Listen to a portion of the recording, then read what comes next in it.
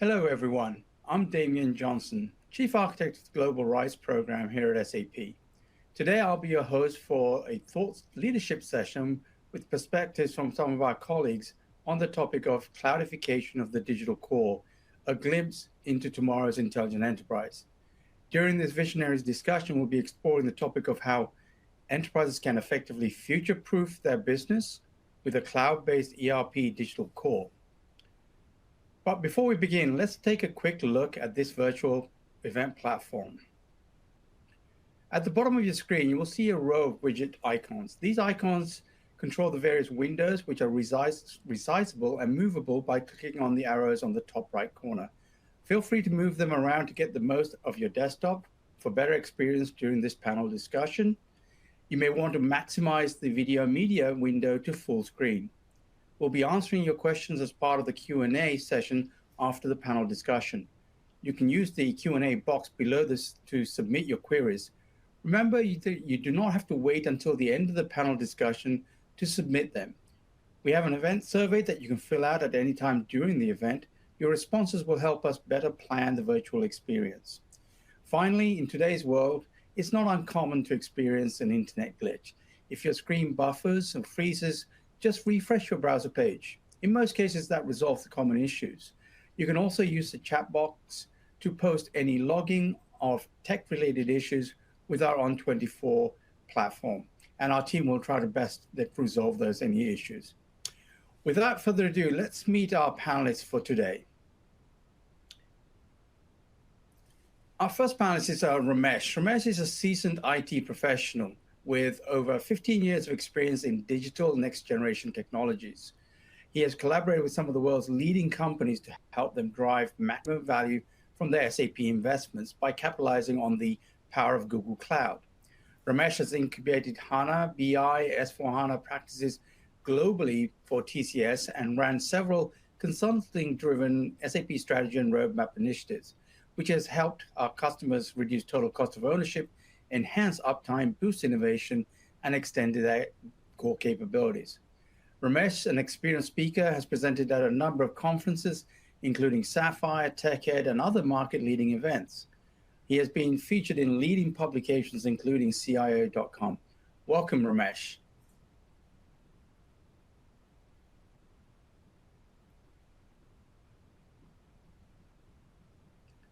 Did we lose Ramesh?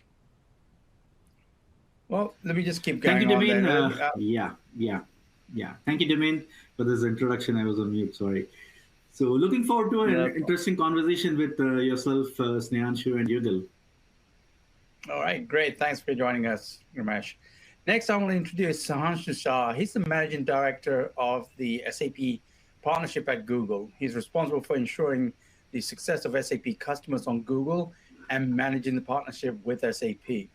Snehanshu has spent 12 years at SAP leading go-to-market initiatives at the global and regional level for SAP HANA. In his last role at SAP, he was part of the SAP database and data management leadership team and also led the data science team here at SAP. Prior to SAP, Shah held product management, pre-sales, and engineering leadership positions at Oracle, KLA, Tencor, Motorola, and MCC. Snehanshu has a BS in electrical engineering from the Illinois Institute of Technology and an MS in electrical engineering from the University of Texas in Austin. Welcome, Snehanshu. Damien, hey, thank you. It's a pleasure being here and looking forward to this conversation with Ramesh and yourself. Thank you. Great to have you here, Snehanshu. And last but not least, I'm going to introduce Yugal Joshi. Unfortunately, he's caught in flight, so he's on the phone. We won't be unfortunately able to see his face on this event. But Yugal is Everest Group's business leader for technology services, research and advisory memberships, which include multiple programs such as applications, cloud services, digital, and platforms. In this role, he's responsible for shaping and growing these programs by leading a team of analysts serving the client engagements and published research. Yugal's articles and commentary are regularly included in leading business news and technology media, and he regularly contributes to the Everest Group's blog. Before joining Everest Group, he's worked in many research-driven enterprises, including 12-member cross-country analyst team. He's responsible for creating and managing and delivering the research agenda, selling research to institutional investors, clients, and guiding corporate strategy and sales teams. So Yugal, in his earlier career, was leading software companies such as Adobe Systems, Tata Consulting Services. He holds an MBA from the Indian Institute of Management and an engineering degree from the Delhi College of Engineering, New Delhi, India. Yugal, welcome on the phone. Yeah, thank you very much. I hope I am loud and clear. I can see my picture on the slide, but not my face. I'm sorry.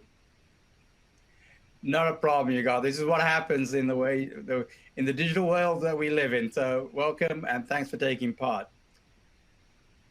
So without any further ado, let's have a look at, let's move on into the, begin the panel discussion. So, and I know, Yugal, we can't see your face on this one, but I wanted to actually, as we talk about this, the cloudification and what it means for the digital core and ultimately what our customers really want. I was just wondering if you can just share with us your kind of like a perspective on what the enterprises are realizing the need for ERP modernization and what an investing in a cloud ERP initiative should be like. Yeah, no, I think it's a very interesting and pertinent question. In one of our research around this topic, we found that, which wasn't surprising to me, that more than 80% of enterprises believe that their digital core, where of course ERP plays a very important part, directly impacts their top line, their performance, and their growth. Having said that, what was very surprising to the extent of being shocking to me was that out of these, less than 15% actually said that they believe that they have a future-proof platform. And the reason I say I was shocked because, digital transformation has been going on for quite some time. Cloud-led technology transformation has been going for quite some time. And despite that, very few enterprises actually believe that they have a future-proof platform. But enterprises realize that they have to do something about it. They are not just sitting idle and then, but just saying it is what it is. Everybody is trying to future-proof their digital core, which means they are realizing that whatever ERP landscape they have as of today, and all of the organizations have a very different footprint of ERP, very complex, customized, different modules, many times from different vendors, sometimes from same such as SAP. But they realize that they have to modernize their ERP. And as modernization of ERP comes into picture, so does cloud-based ERP initiatives, because in today's world, no modernization initiative, including ERP, can go without leveraging cloud services. In addition, unlike earlier time where ERP modernization or SAP modernization ended up being more of a technology standardization, technology upgrade type of initiative, now, in addition to the usual expectation of cost efficiencies, operational efficiencies, what we are seeing is enterprises now pushing for customer experience and productivity as two core themes while they modernize their ERP systems. And the good thing is, the cloud vendors are also seeing this. So, of course, cloud vendors keep interacting with these enterprises, and they realize where these enterprises have historically struggled. So now what these cloud vendors are doing is, in addition to their core cloud platform, which is, the platform and the infrastructure, they are adding a lot of extended capabilities on their cloud platform. And these extended capabilities are actually changing the game for ERP transformation. And that's the reason in our research, we realized that almost 1 in 3 SAP ECC customers has either begun or plans to start their S/4HANA migration. And 1 in 2 are looking to do this in the next 2 to 3 years. So in summary, I think cloud-based ERP has been a big driver of modernization of digital modernization core for enterprises. and to make a digital core which is not only ready for today, but also for the future. Back to you. Great. Thanks, Yugal, for that insight. I actually just listening for that, like I say, for myself, having been in this world for too long a period to think about, it's interesting to see how actually each generation we have this new aspect, and the whole cloud aspect really comes to the forefront. So with that, I thought I would introduce Snehanshu here, because working within the Google Cloud operations, I think you get a good insight into how cloud actually helps our organizations, our customers. So I was just going to say, could you share your perspectives on the continuous modernization, the repeated innovation and credibility of the intelligent world that cloud platforms in general brings, and perhaps you can actually touch upon specifically into obviously how Google Cloud helps out with that. So answer? Yeah, Damien, I'm happy to. And it's interesting. I think fully agree with you, Gal. One of the things we're seeing is a rapid adoption of cloud as companies are modernizing their ERPs, switching over to S/4HANA. And I think that, one of the things we're seeing is this move is actually accelerating, especially with SAP RISE right now. Now, the question, to answer your question, where does cloud, what are the benefits that cloud provides? If I look at a lot of our customers, customers today, as you all pointed out, are looking at a couple of different things. One is, how do I provide my users with a better experience? How do I simplify my landscape, right? So one of the things we're seeing is consolidation. This is where cloud helps. A lot of times customers ended up with many instances of SAP just because of they're having distributed operations. Now, if you think about the cloud and you think about the networking and the speed that cloud providers provide, you can actually consolidate your instances. So one of the interesting things we're seeing is, at a landscape level, a consolidation taking place. There are customers that are moving to single instances, or customers are basically looking at and saying, can I reduce the number of instances we have? The second thing that cloud provides, I think this is a huge promise of the cloud, is the ability to handle large volumes of data. Now, that's been going on for the last 5 to 10 years. Now, imagine if you could take SAP and you can take the planning abilities that SAP provides and start introducing new data sets. This can make your planning process much more intelligent. Think about it from the analytics perspective and bringing the ability that clouds provide in terms of AI and ML. So I'll give you a very simple example. Alphabet implemented S4 around 3 years ago, started that journey. Alphabet is right now fully in production.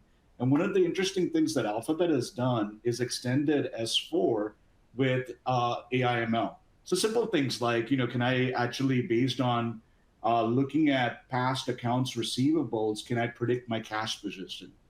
Can I do interesting? We have a customer right now that's using the same idea, but they're looking at how do I prioritize deliveries, right? And how do I help their, what they're looking at is how do they help their end customers, and how do they provide better insight for their end customers on when they can ship goods. So that's what the analytics and AI ML is a huge piece. And then last but not least, the other thing that, when I look at clouds, it's resiliency. So think about it, essentially cloud is a utility. You and I today, we don't worry about generating electricity, right? We just get it. So this is the other area that I see. I'll give an example. We have a lot of retail customers that are running not only their ERP, but their point of sale systems and things like that on Google Cloud. But the interesting thing is that they can flex. So the cool thing is what they can do is they can add capacity, they can add compute as they need it. And when they don't need it, they can give it back and continue running. This is very unique. This is something that all cloud providers can provide today. And it really changes the paradigm on how you run and manage your digital core and all the analytics and the industry analytics that surround it. Hopefully that's helpful. Back to you, Damien. Yeah, actually, so just give you an example, actually, it speaks volumes, and to my own personal experience, working with some retail customers, I remember having to manage the old compact service in each store location, right? Back in the day, as you mentioned, and then As the Christmas rush comes in, we have to go in and perhaps add another server, to your point. These are all things that you're just taking for granted, actually. And one other area, as an enterprise architect with SAP, having to deal with multiple instances. And as you mentioned, one of the key things I've talked to customers is leveraging Google's own global network with their local points of presence, right? Giving the flexibility for someone in Shanghai to access a single server that's still in New York. Giving that infrastructure capability for those single instance strategies is really key as well. So Ramesh, I want to just ask you, can you please share with us some of the opportunities for moving to cloud that you've come across from your customers, and how to actually invent new business models and revenue streams versus just the cost advantage that we've seen with these moves? Sure, Damien. I think Snehanshu brought in a good point, right, on how customers are connecting ERP, kind of doing the consolidation, also connecting to the larger offerings that the cloud system provides. Right? And as we look at a lot of these customers who are going with the SAP modernization, cloud modernization is kind of tied very close to it, right? And most of these customers are taking both of these journeys together to the market, right? And what happens with all of this is they are kind of not only looking at SAP as a silo system or an ecosystem, but they're looking at how SAP can coexist with a lot of the other offerings that cloud brings to the table. And that is where customers start realizing a lot of value by putting their investments into the SAP ecosystem, right? So it's not about just going ahead and launching your S4HANA platform, but it's also about how you connect S4HANA with the larger ecosystem the enterprise has, right? And cloud is a very big accelerator that helps you to connect your SAP to the end-to-end applications that are sitting in your enterprise, right? So Shah spoke about connecting the point of sales. That's one example, but you could look at connecting to your plant maintenance systems using the cloud. You could look at bringing a lot of these smaller applications that are sitting in the ecosystem as microservices on the cloud, and then they can talk to your SAP S, for instance, in a real time, right? And that way, the end business users, they don't see where the application is running, whether it's an SAP, whether it's a silo application, but they see an integrated experience coming together, right? With a better performance is one, and second is better business outcomes. And with this, what happens is a lot of our SAP implementations that we have seen in the past, right? We have spent a lot of time in simplifying the SAP architecture, simplifying the business models and all, and a lot of energy has always gone in there, right? So now what is happening with the cloudification, it is simplifying that piece much more easier. And with RISE coming into the picture, that whole implementation is much more streamlined. And now business have the opportunity to look beyond what SAP and cloud could give to them, right? So that is where the business models comes into the play.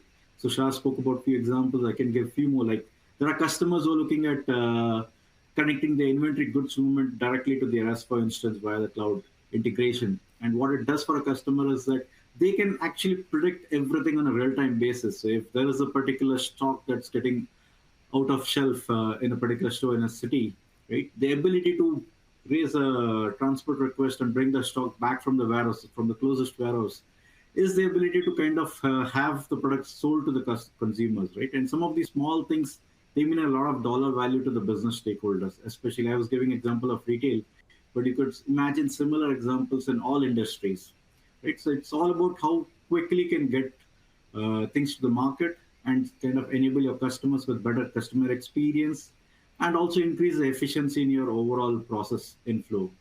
So that actually helps us to kind of look beyond new business models and help customers with better opportunities as well. Great. Thanks, Ramesh. I mean, I might bring Snehanshu into this because I remember working with a particular CPG company, right? And one of the things that we saw is perhaps we talked about supply chain as an example. Snehanshu, the CTO asked me, hey, can we not wait on notification that the truck is late? We know where the truck is now. Exactly. We know through navigation, you can see this truck is going to be projected ETA of 2 hours. I'm going to miss my cross-docking opportunity. So I was just wondering whether things like that, where we can now take the power of the geo platforms from Google Cloud, etc., and integrating that. What's your take on the flexibility to do things like that? Actually, this is something, Damien, that is absolutely happening. What we're seeing customers like right now leverage the power of things like what we use in our personal life, which is Google Maps or Waze. How do you bring that in? On top of that, what I'm also seeing, a really good example is a partner of both SAP and Google is a company called Project 44.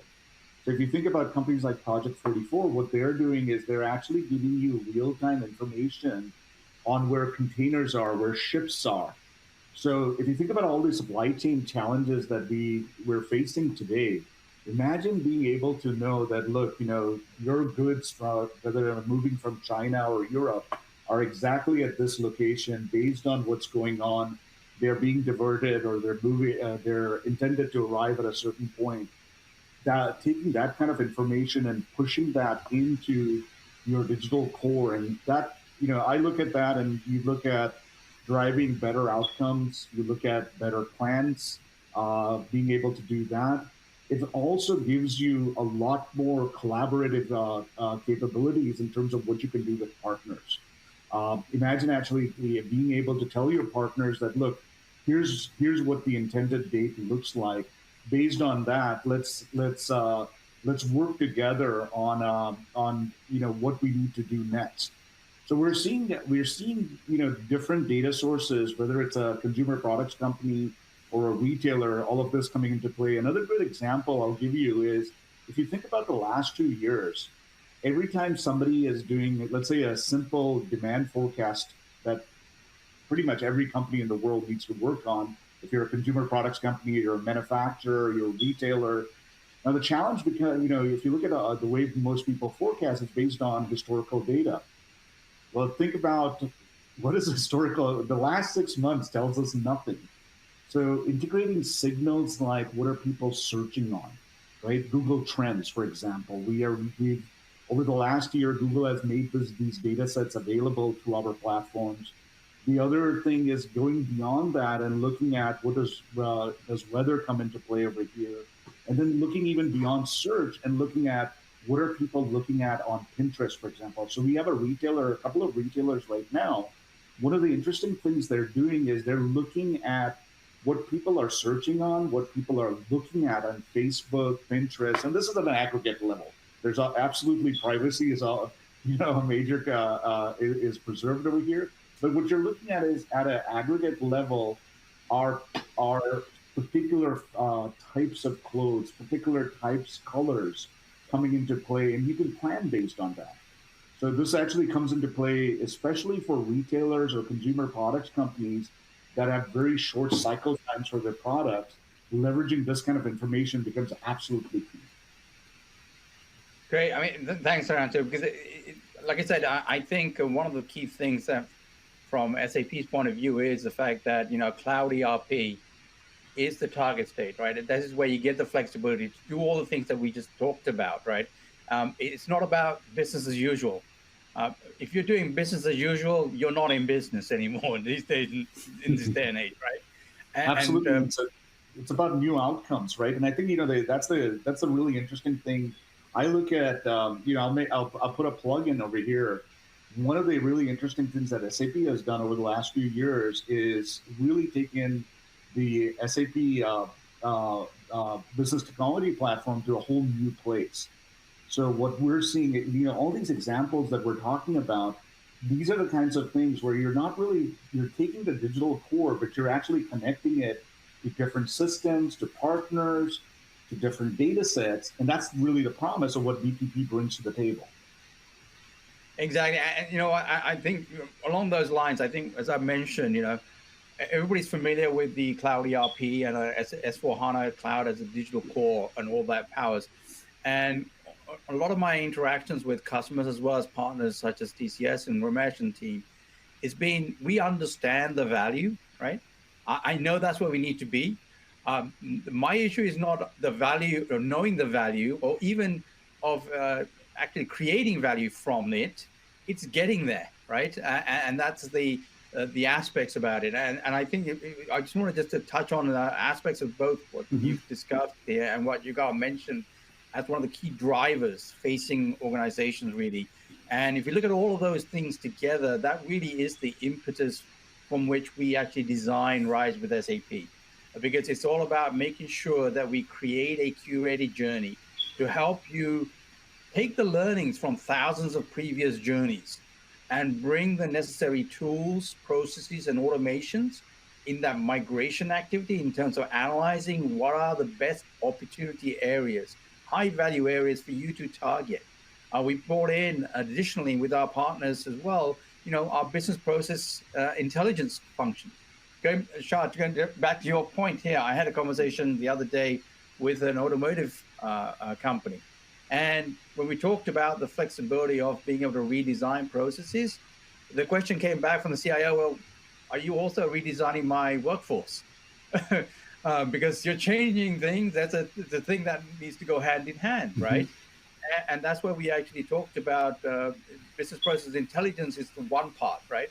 It's the simulation aspects of how can you change the processes and model that. And that's one of the aspects, obviously with Rise with SAP, we give you that commercial flexibility to change things around. Gone are the days of having to sit down with a spreadsheet and work out, it's 25 FICO users, 10 SD users, because that world doesn't exist anymore, right? In reality, as we keep changing and evolving, and even at SAP, Luca really changed our finance processing model to be more adaptive.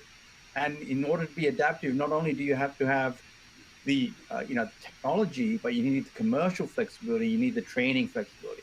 And all of that is really what I want to just highlight with regard to Rise with SAP. It's really looking at your journey, making sure that you get a curated journey with our partners, bringing in that expertise from the solution sets that you've done. I'm going to ask Ramesh to speak briefly about that, but it's more about taking that curated journey, getting you the opportunity to get to that digital core as quickly as possible with the least risk mitigated and least disruption, and have the opportunity, as you mentioned, Snehanshu.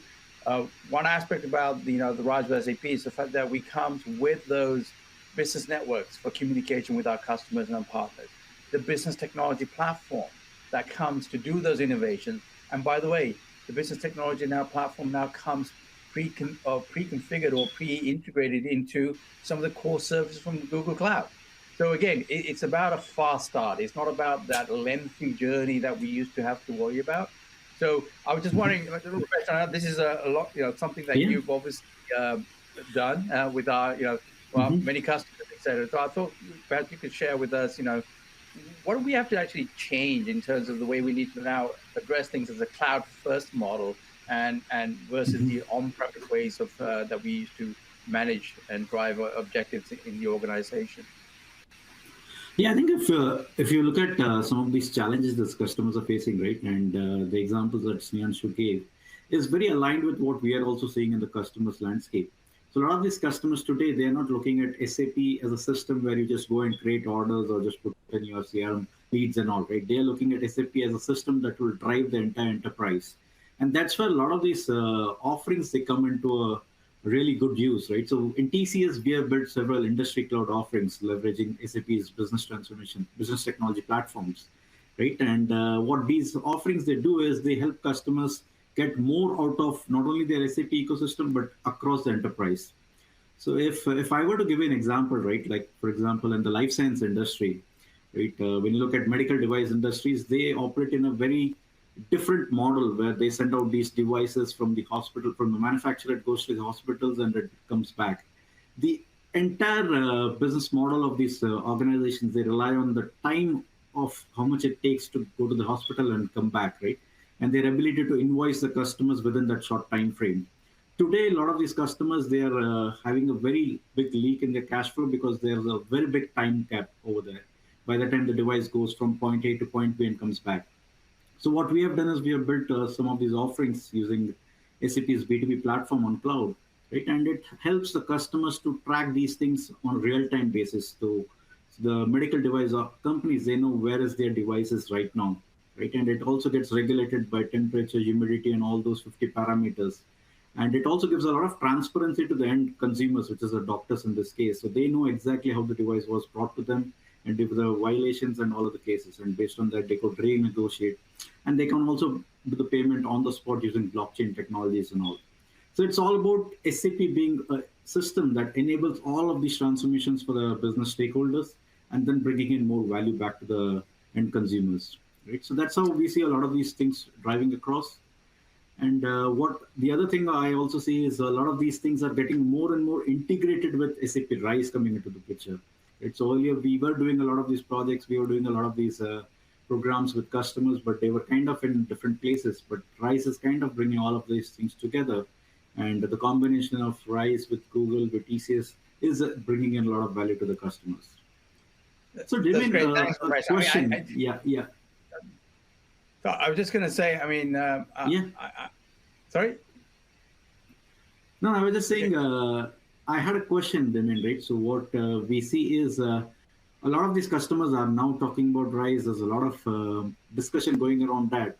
And since you have been driving this discussion across the board, I wanted to put one question that I keep getting from all customers, right? What is the best way to select my RISE strategy, right? Or what is that RISE will help me in simplifying my deployments? Yeah, I mean, so I hate to say this, the classic consulting answer, other than saying it depends. But at the end of the day, I think what you're going to realize from the RISE with SAP and our partners is the fact that we support all starting points. That's the one thing we learned, right? Unfortunately, as much as we would love to have standardization globally across our many thousands of customers, right? What fits for one does not fit for the others. And so when we created the RISE with SAP program, one of the key tenets of that was making sure that we support multiple starting points. And the reality is the starting point could be multiple within the same organization.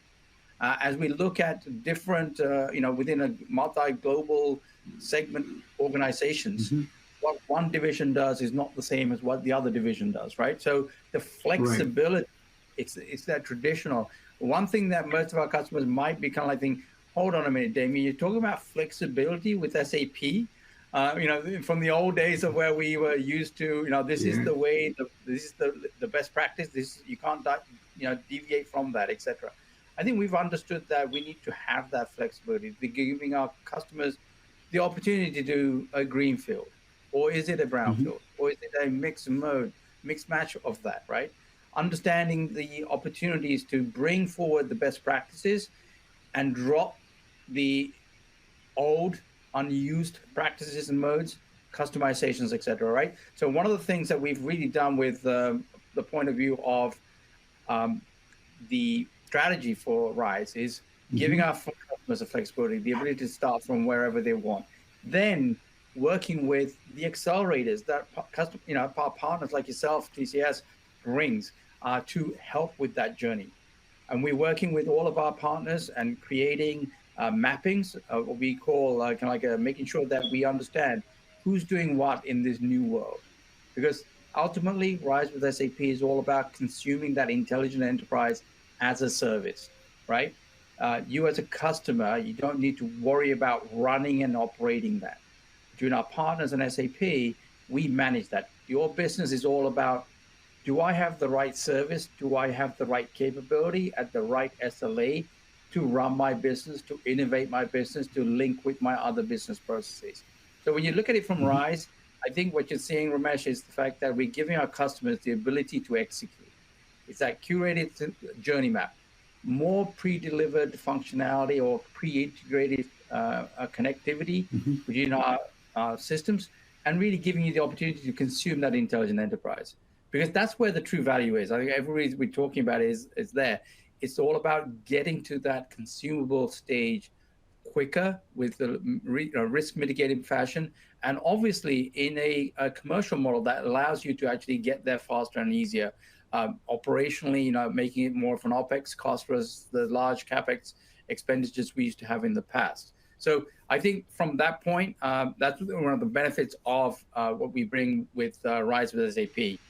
So what I would like to do, actually, hopefully, Yugal, if you're still on the phone, I mean, we talked about a lot of tactical operational stuff, right? I think it might be worthwhile bringing you back into this conversation in terms of, from a strategic kind of like management process, etc. I think we need to kind of like clearly articulate and define now, is there a difference between this cloud a first model of just deploying in cloud, or is it meaning like, is it cloud fit? As in, like, are we leveraging cloud-based capabilities? I was just wondering if you could speak to some of the kind of the enterprise approaches with regard to when we just talk about cloud, everybody thinks it's just cloudy kind of stuff, right? So I was just wondering from a strategic point of view of how we map enterprise objectives into kind of like the strategy for cloud ERP and leveraging cloud in general, Yugal. Yeah, no, thank you very much. And I was able to dial in from outside the phone as well. Now, I think you're right when you say, when there is about cloud, people may end up saying, okay, this is a SaaS-based ERP or something like that. I think the benefits and the business case of cloud ERP people get, but of course the transformation historically of ERP landscape has been challenging. So then what they now want to do is, okay, now we have got a very powerful platform in cloud. What should we do about it? And many times, because most enterprises are now in some shape or form into their cloud journey, now they believe everything can be cloudy, which to an extent is right. But then for ERP specifically, given the importance of that, they have to be absolutely sure that they are ready. So it is just not about because I have a cloud-based ERP, I can use it. I think they have to think through about multiple things. Two of them very key. One is their implementation roadmap. How are they going to do? Second, their own assessment. Okay, are they mature enough to do this journey? If not, what all they need to do to start this journey? Because eventually they will have to use cloud in some shape or form. And generally, in our work with enterprises, what we have seen is, though of course, given the fact that they are investing so much money, they would want to get as much bang for their buck. So the return on investment is just not focused on one dimension. What they are saying is, we will divide our cloud-based ERP transformation into two major themes. One is for efficiency, the second is innovation. And it's rarely a binary case. I mean, we don't see any enterprise that say, oh, okay, I do not want innovation from my cloud-based ERP, or we do not see any enterprise that say, okay, innovation is good, but I do not want efficiency. Nobody really says that. But what does happen is they do get into one of these as their primary focus of cloud-based ERP transformation. So whether it is due to for efficiency gains, which means it's a classical lift and shift, where you leave out a lot of value on the table, and then down the line they realize their cloud journey was more or less a waste of time, because they just lifted and shifted everything what they were doing on prem to a cloud model now. On the other hand, something around cloud for innovation, where they say, okay, we understand cloud, we understand ERP, but how do we bring all of these things together to build differentiated competence? Because gone are the days where ERP was just a backend lying somewhere in your data center, which nobody knew except when you have to run a PO or an invoice. Now it is front and center. So unless you build those differentiated capabilities using cloud for innovation, going forward, you would realize that you have wasted a lot of money in this transformation. So when we work with our clients, we tell them, one, cloud and ERP coming together is a very potent combination. But before you get into that journey, you need to assess yourself whether you are ready for it. If not, what you need to do, what is going to be your implementation roadmap, what is going to be your business case, and how this journey is going to evolve. So back to you. Thanks, Yugal. I mean, like you said, I think we've seen that happen many times. And in fact, one of the key, learnings from the rise with SAP, being over a year old now, right, is as you mentioned before, people that tend to look at this as a pure efficiency TCO play, as opposed to it's about innovation. It's about the business agility, the business process remapping, evolving, continual evolution, right? And that's one of the key things. I think you're absolutely right, because it's about this access to innovation. We myself, in our team, we just talk about continual innovation, or a continual process innovation is what I actually look at it, because sometimes we in this industry keep throwing the word innovation around all the time. Ultimately, it's whatever you do to improve that process, and whatever you're doing with that process is about improving that experience, right? Ultimately, it all just keeps trickling up to that aspect. And it's the fact that when we look at the cloud ERP and everything else that we just talked about, it's the access to that innovation, access to the abilities and the technologies to create some of these transformations. So I thought I'll bring it back to Snehanshu here, and kind of like look at you from your experience, and we've obviously shared the same experience in the last year for our customers making Rise with SAP journeys on Google Cloud. I was just wondering if there's whether you would say, cloud transformation is a journey and not a one-time activity. What's your key considerations when our customers are really looking at selecting the right partner for success in terms of running? Where should we be running our cloud ERP? Snehanshu? Yeah, Damien, that's a really great question. In reality, there are three choices that all customers have to make, right? One is where should I run my ERP? Who should my cloud vendor be? The second piece is really around what platform am I going to use apart from the cloud to extend? We talked about a lot of innovation use cases, and that's where the platform really comes into play. That not just leveraging SAP BTP, but what are the native tools that the cloud is providing? And then last but not least, who is my service provider going to be? If you look at I'll give you an example, right?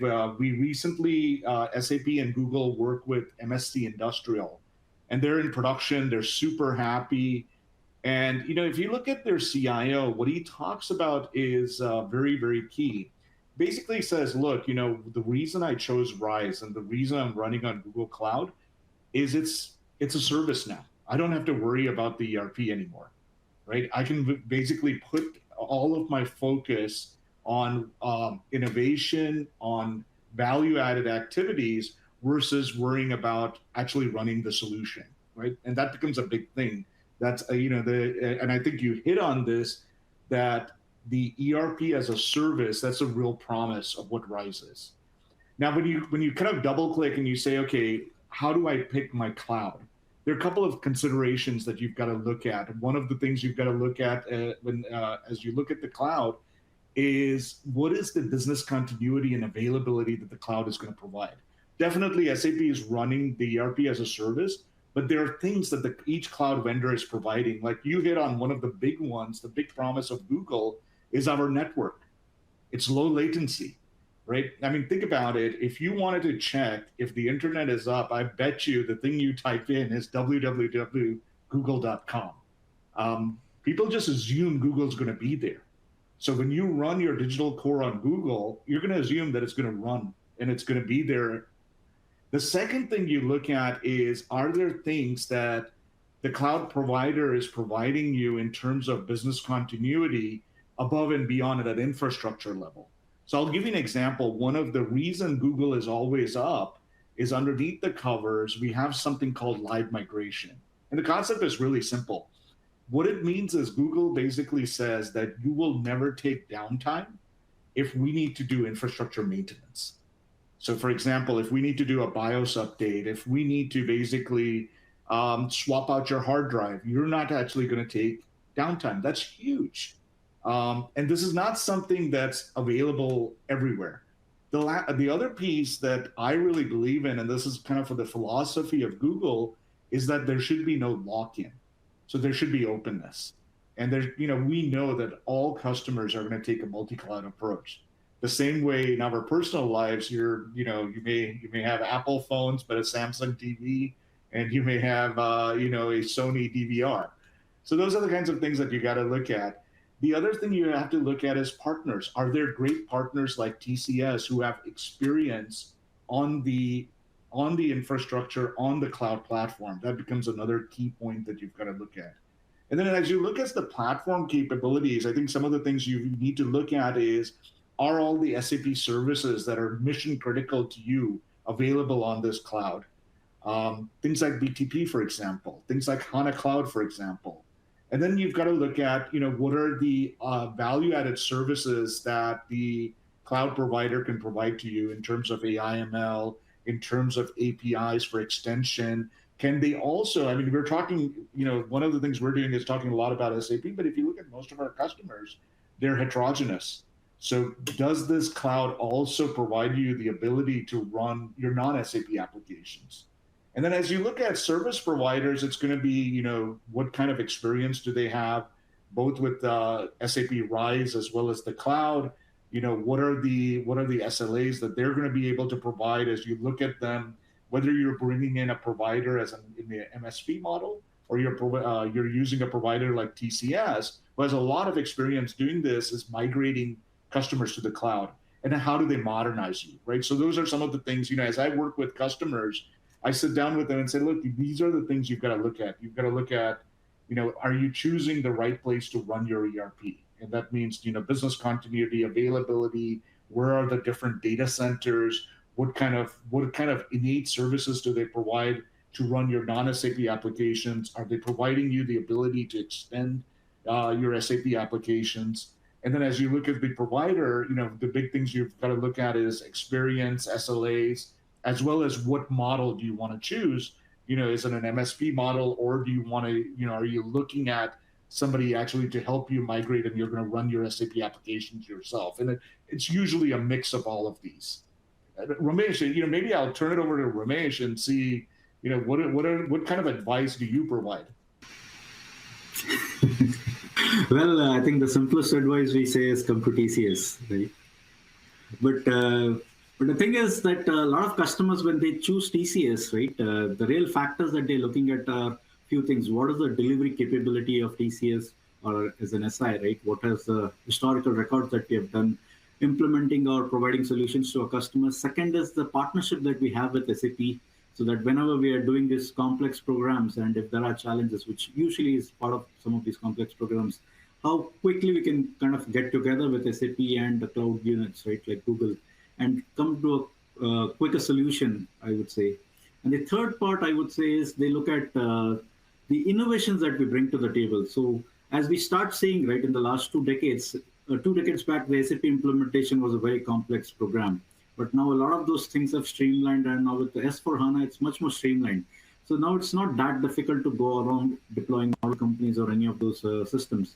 But now it's about what next you give back to the customers. It's not just, the journey doesn't end with S4HANA implementation, right? It's that how you put S4HANA in the core, and then you connect all these other things outside the box to the S4HANA instance. And a lot of things customers are expecting the SI to bring those ideas to the table, because the customers have been using these decade-old systems. They are probably ran out of ideas. They have business problems to focus on. So they actually look at the SI who actually is driving innovation along with the S4HANA in the digital core. And that's where I think we see a lot of value coming in from TCS with the investments that we have done in building these innovation offerings on BTP, on Google Cloud, and not as a silo offering, but as an end-to-end process flow, right? So we have built industry templates for multiple industries like rail, medical devices, professional services, where it's not just a S4HANA industry template that the customer gets, but they actually see an end-to-end play from the IoT to data on BQ, connected all the way to the S4 instance. And when the customer looks at it, they are looking at an end-to-end business process that is there so that they could just deploy it and take things forward. And it's not a standard business process. It's a business process that enables innovation to the customers, right? So the standard business process, of course, you would get it with the model company, but this is bringing the innovations on top of the model company. And these are ideas that sometimes the customers have told us that they have not even thought about it. And it was a surprise to them that, okay, these things could be thought about and solved in this way. So those ideas and those innovations is what actually is driving business towards TCS, I would say. Great. Thanks, Ramesh. And Snehanshu, thank you for your insight as well. I thought it might be worthwhile, kind of like mention something about the rise with SAP. I didn't touch on it particularly because we got into really more about the tactical aspects, etc. Right? When you look at rise with SAP, you'll see that SAP is really anchored the whole strategy and our value props around with rise with SAP around three key pillars. And we've actually all touched on this conversation, but I thought it'd be worthwhile just to quickly highlight so everyone in the audience understands what we mean by that. The first one is like what we call it, take the lead. It's doing everything that you do now in an optimal fashion, right? We talk about that meaning like the top line, the bottom line, and the green line. All three companies, we didn't go into it too much yet. Sustainability, the green line, it's key. All the announcements that as Google Cloud has made regarding their own sustainability, the solution stacks that TCS and SAP are delivering, the fact that the sustainability platform is built into the core foundations of our business technology platform, etc. The other thing is we're talking about it in terms of like is taking the lead. The other one aspect is obviously about never stop improving, right? It's that continual innovation aspect and making sure that you as an organization have the ability to do that. And lastly, it's securing your success. We talked about these, Snehanshu talked about resiliency. From our point of view, it's not just about operational. It's the fact that in this day and age, the fact that you have to change suppliers. You might not do business in Southern India, but you might need to tomorrow. Well, does your system handle all the VAT processes, the HR processes if there's having to run payroll over there? So it's operational resiliency that comes into play as well, giving you the flexibility to operate your organizations at a global scale on a flick of a switch is what I like to kind of like say. So that's, it's really interesting conversations regarding that. And I thought, we could kind of like come back down to some, what does this all mean in real life? Snehanshu, you mentioned one particular customer. I thought I'll open it up with Ramesh. I was just wondering, if you can share a particular client scenario where, the cloud-based ERP journey has really started or is ongoing. And it's, if you can just give us some insights into how it's helped drive innovation for them and their organization. Yeah, sure, Damien. And see, I'll take a quick view, right? The way we are seeing a lot of these innovations coming into the play, it's not just business scenarios, but it's also using the technology underneath it, right, that Google provides, whether it's AutoML, whether it's the NLP-based technologies that Google provides. How you integrate all of that with FPGA and SAP together is where the real value of all of this comes together, right? And in terms of example, let me take an example of a life science distribution company that we are working with on Google Cloud, right? So this customer has a lot of data that's out there in the system, right? And especially on their CRM, they get huge amount of data in terms of leads and all, right? So it's like almost terabytes of data that keeps piling on a daily basis. And when they have so many leads coming into the system, one challenge, of course, the sales team has is how do you kind of pick up what are the priority ones that they need to focus on, right? And a lot of times the leads are coming from the delivery owners, the sales owners, or the shop owners and all, right?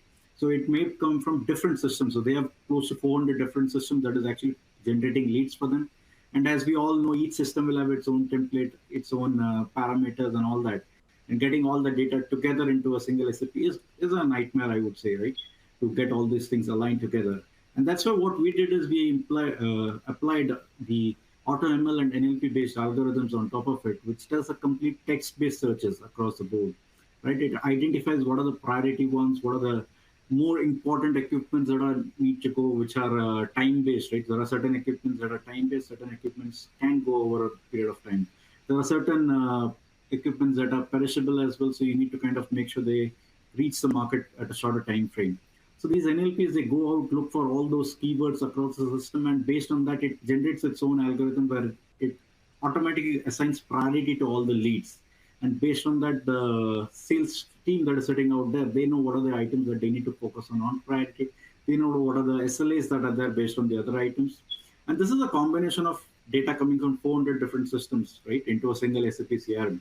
And that is where you're applying this NLP to automate all of these things together and also adding business value, because now The work that the sales team was doing earlier was a lot of manual, going through the documents, going through all these PDFs and all, but now everything is automated to them, and they have to look at it, and they have to probably initiate the orders, right? So that the products, they reach the consumers at the right time. That's kind of one example, I would say, but there are several of these examples where these NLPs and auto MLs, they actually are driving innovation into the SAP ecosystem, right? And that's what I was referring earlier also, like earlier customers looked at SAP as a system of record, but now it's about how it will drive business for the business stakeholders. Thanks, Ramesh. Mm-hmm. I would like to actually just to open it up to some the rest of the things with this counterpoint idea that I had, because I grew up in the traditional world of R3 and green screens even before that, etc. Right? And I just like to ask about this one. I just noticed I'm an iPhone user, have been for a long time, but whenever I'm trying to find something, I notice here's what I do. I don't know if you do the same. I'm like swiping across, trying to find the app. After my 180 apps that are on there, I'm like trying to, and then I looked at my son, who does, whenever he needs to do that, he just brings up the search bar, searches for it. It's just the way that people work now. So I remember, as an example, what I really liked about what I had a S4HANA simulation program that I took part in. The need to find, somebody said, I need to know how much AI is left off for this customer. I'm trying to find the Fiori screens and things like that. And this other person is just searching. It's natural language, as you mentioned, it's a natural language. What's the AR for customer ABC? Duh. It's a new way of doing things. And that's one of the things I think I've just learned from interactions is the fact that we as organizations have to understand that business and organizations and the workforce is changing. How they interact is changing. And therefore, we have to provide platforms and capabilities that adapt to that. I was just wondering, Snehanshu, I was just wondering if you have any, experience or ideas about that you've seen where the interaction aspects is really changing in this new dynamic workforce. Absolutely. I mean, I'll give you an example, right? Like, when inside of Google, we have something called Stuff. Stuff is like what we use to order everything. And what's really interesting about Stuff is it's actually, everybody at Google knows how to use it because this is how you get your phone, your computer, your accessories. But what's wild is that behind the covers, Stuff is actually a front end to both Hybris and Ariba.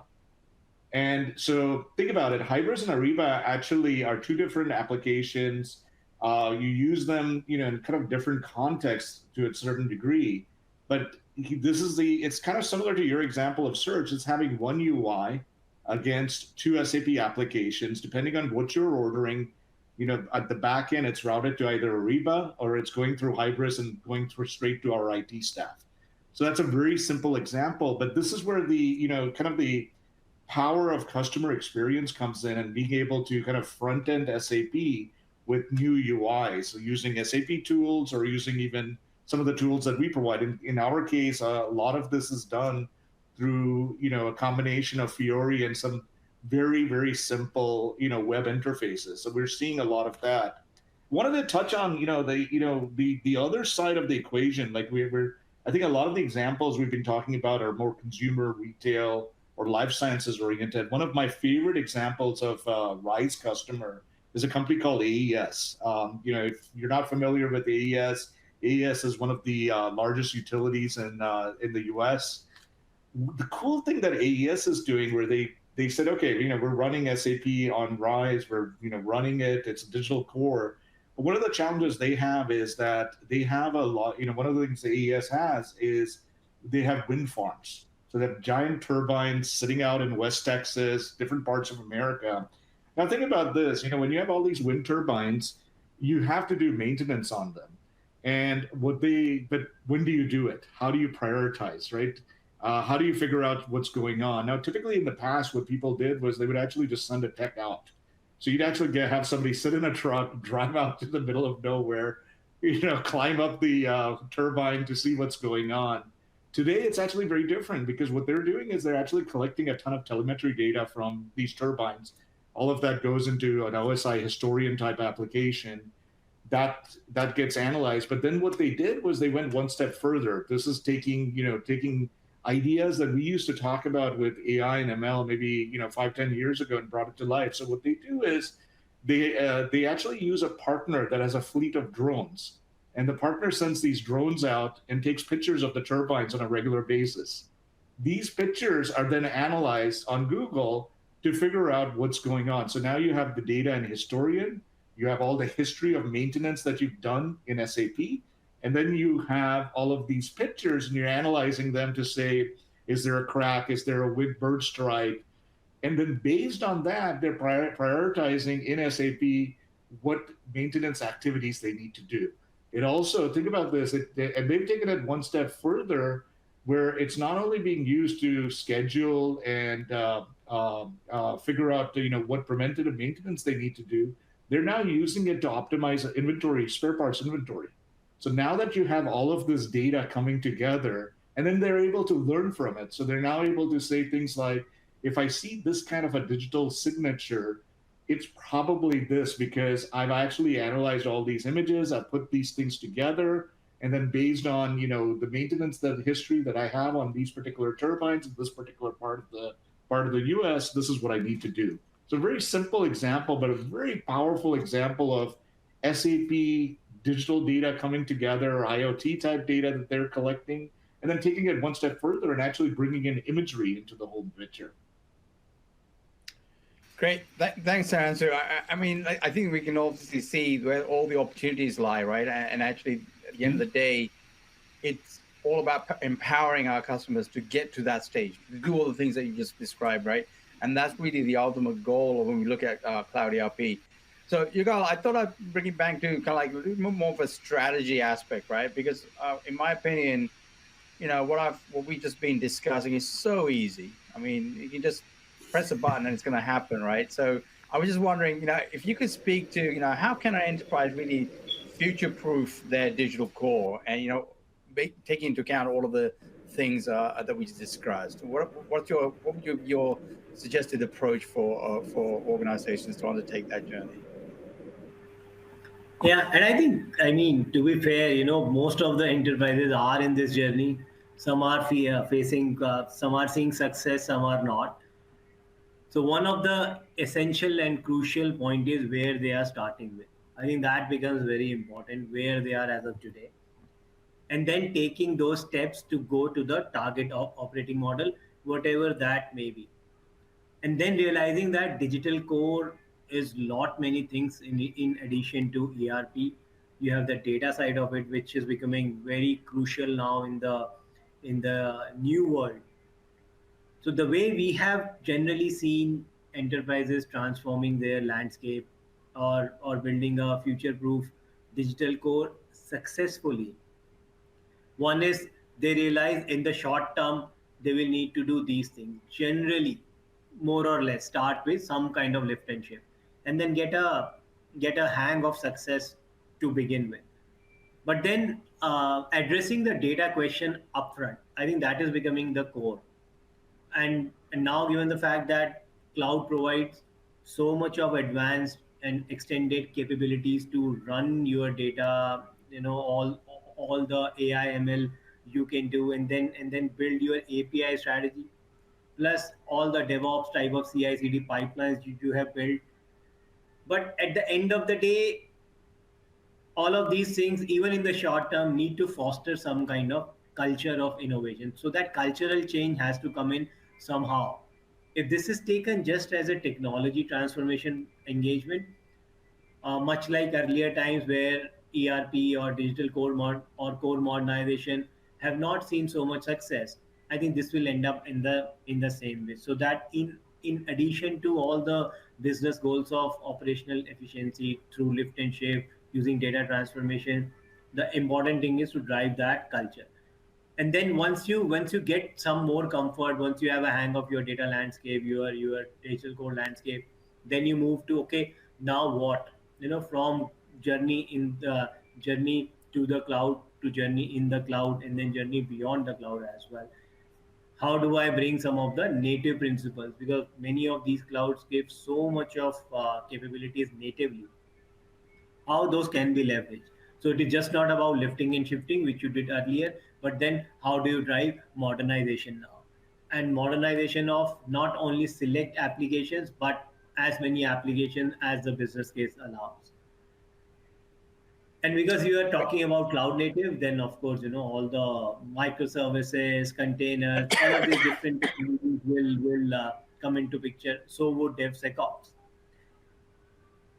And here you then amplify your user experience as well, because generally, historically, we have seen is in core modernization, ERP modernization, user experience has normally not got enough attention. But here is where you try to build a lot more interactive and responsive interfaces.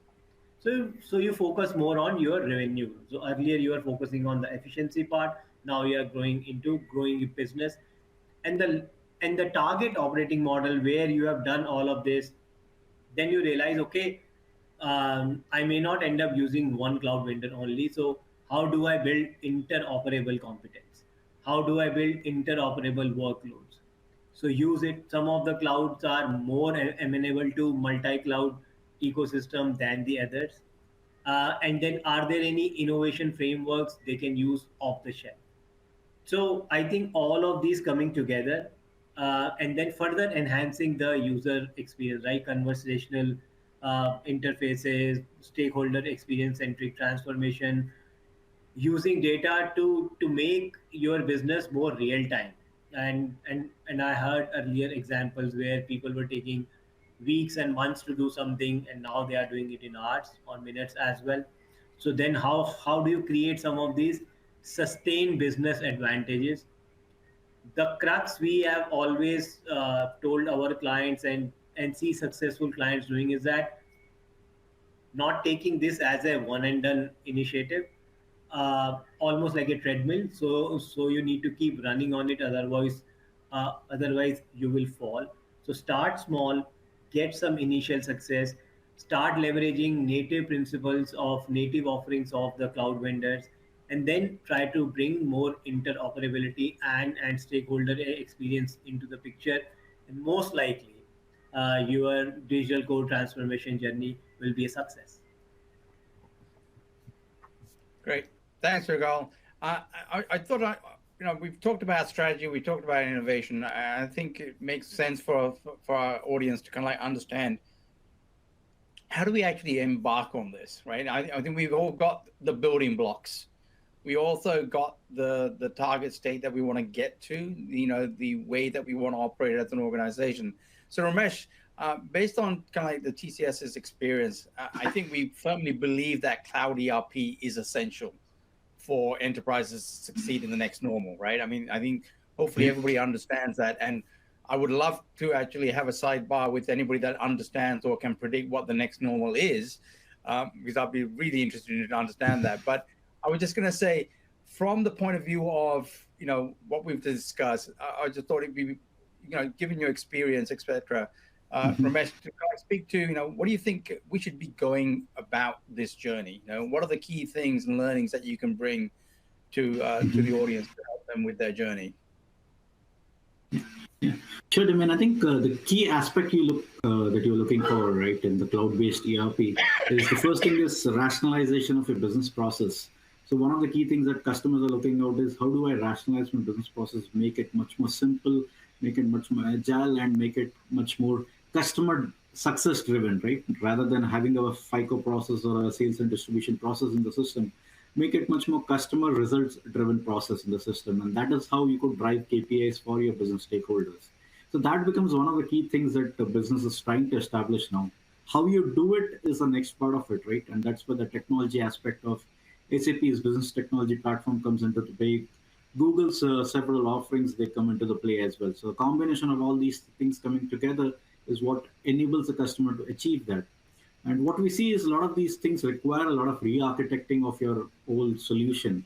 Not only the solution, but also your business process. You don't look at a particular business process.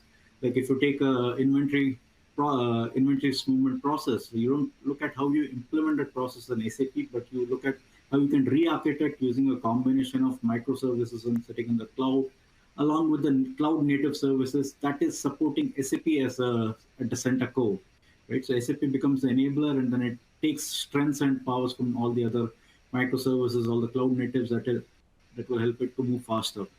The second thing is leveraging the larger ecosystem. We spoke about the AutoML, the NLP based techniques, right? So how do you use all of that to speed things up? You gave an example of the iPhone search, right? So now customers are looking beyond that. I don't want to go into a system that shows me a couple of reports or a couple of tiles out there. We are looking at system where I can just go and search that I want this thing to be done, and it automatically goes out and triggers a set of processes, right?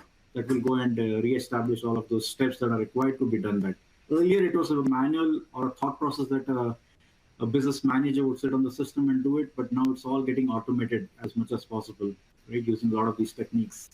And the third and the biggest part that we see is the resistance to change, right? So we can talk about all these things, we can talk about all these innovations, we can talk about all these solutions, but how do we enable that this is going to get changed, right? So the resistance becomes a key aspect of all of this, and how customers can do it in a short time frame or build that maturity or a cultural model within their organization, which accepts and embraces these changes, is one of the key aspects that we look forward to. And one thing I would also say is that as we move forward, the world is getting more and more agile. So everything that we do is how do we do things in agile fashion in a much more fast way as well. Great. Thanks, Ramesh. I was just going to say one thing that you mentioned about resistance to change. I think one of the key things that I've seen across all of our interactions has been the fact that, everybody's familiar with the Great Resignation. The workforce, I touched upon it before, right? One of the key things that one CIO that actually looked upon Rise favorably was, guess what? My skill sets, my pooling of available skills is changing. And therefore, having access to someone that knows inside out the SAP table structure, it's great that I don't need to rely on these kind of skills, right? There's an adaptive aspect about the SAP user community and the people that support SAP as well. And it's really been interesting. I've had conversations regarding diversity and inclusivity aspects. Guess what? The low-code, no-code tooling gives business analysts the ability to create and generate applications, both from the native SAP content as well as, capabilities coming up from Google Cloud, et cetera. So there's a whole slew of things that are changing in this ecosystem that really does help for that next level, the next new normal, right? And I think it's really worthwhile understanding that all of these benefits are there to be had. And we're really talking about getting you to a point in where you can now easily start to consume this. I was just looking at some of the questions coming in. There were some very specific ones I thought I'd just pull out. There was a question regarding, the insights into SAP Analytics. Do I do BW for HANA or SAC? This one it's a very traditional thinking process, as I mentioned. I think you probably see, for whoever's looking at that, you should really look at it from a more holistically. I hate to say this, but don't think about it, should I be using this solution? Figure out what is the process, who needs this information. Traditional stuff that resided in a report, if I want to show my age, all the way back from a green bar report to a Cognos or a business objects-based report, to what's available now is changing. So that information can go in through that natural language interface instead. So I would strongly advise the person asking that question to look at the underlying capabilities that you're looking for rather than the solution. Does BW for HANA become DWC? Does BW become BW for HANA? The whole aspect about progression into SAC, I would look to say that work with your partners to understand, what the real demand, the experience that you're hoping to support is. So that's one of the key things I would suggest that people really take away from this, to say, we now have the ability to look at what you're trying to achieve instead of trying to figure out what's the bill of material, what are the solution sets. Go up one stage to how can I furnish and provide a more agile financial operations. That drives the discussion about how you configure and make use of FICO and all the traditional stuff. How do you actually interact with the customer? That drives, the whole customer interaction aspects and commerce aspects, etc. So I would strongly advise you to kind of like think about it in terms of the experience and the solution rather than the solution per se. So I know we're coming up to towards the end of the session, so I thought it might be worthwhile just looking at, based on all the conversations that we've had, I thought I'll come back and present back to all the leaders that we just had on this call. As we kind of like look at the enterprise begin their cloud ERP journey, and hopefully it's a cloud ERP. I think everyone after this discussion understands that.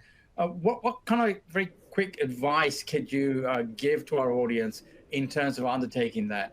I thought I'll start with you, Yugal. Oh, I think I have very one simple and one line advice that transform now or never. I believe a lot of the companies have almost excused themselves of creating legacy in their core. Let's say ERP like SAP, because they believe, hey, it is too complex, it is too risky, it is too this, it is so much and so.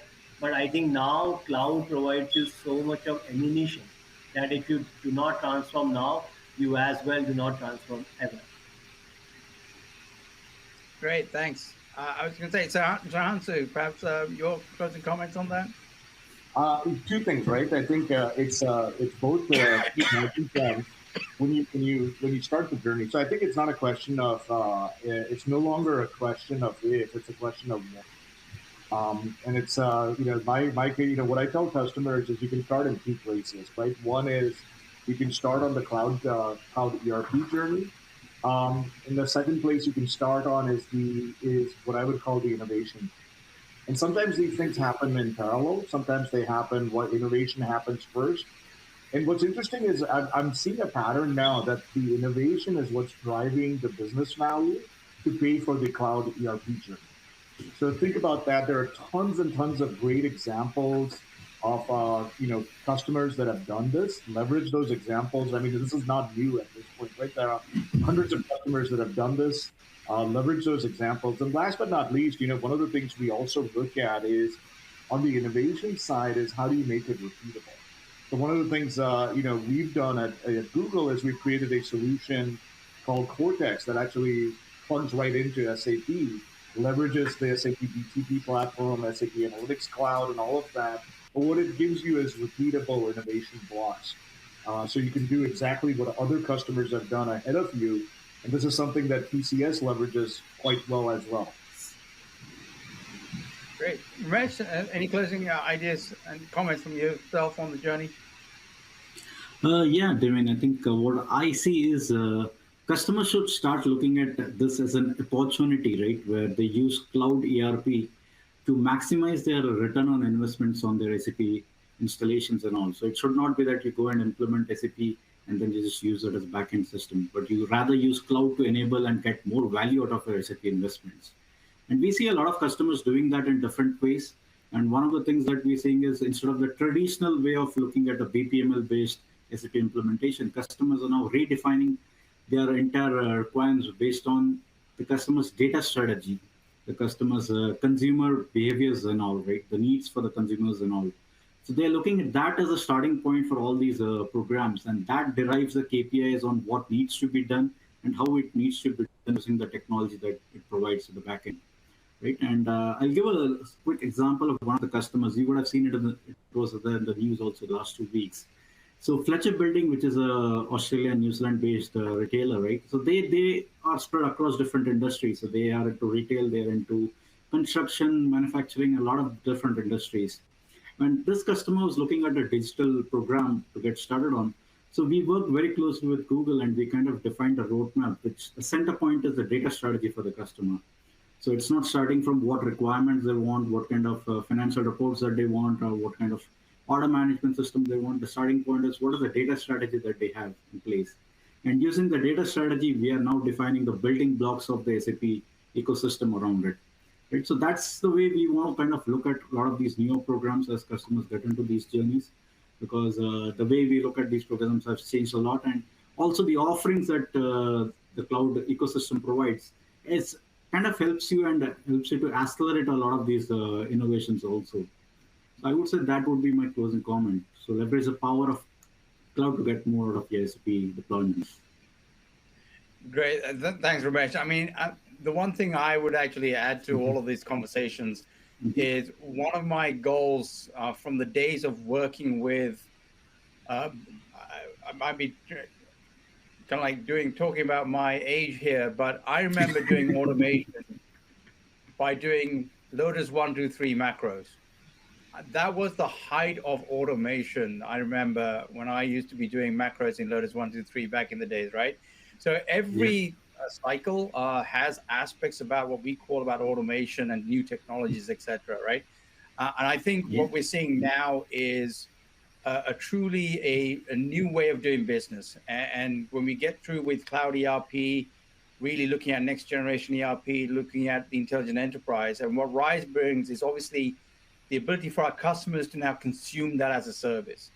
But ultimately, like I say, the value starts from that journey on, in my humble opinion, because what you effectively now have within organizations is more of a sense and respond organization. The fact that all the tools and technologies we just talked about, the access to the data assets globally at scale through platforms such as Google, allows you to actually create these automated sense and response systems. Think about it, the days of having to do planning per se will eventually be something of an antiquated actual act, because the system will sense and respond automatically, right?